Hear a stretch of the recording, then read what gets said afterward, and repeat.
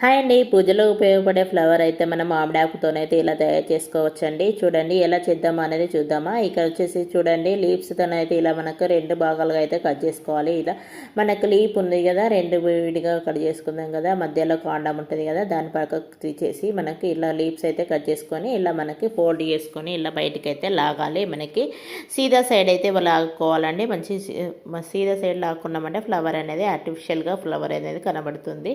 ఇలా మనకు తోరణాలకు కూడా ఉపయోగించుకోవచ్చు, పూజ టైంలో కూడా ఉపయోగించుకోవచ్చు. చాలా బాగుంటాయండి.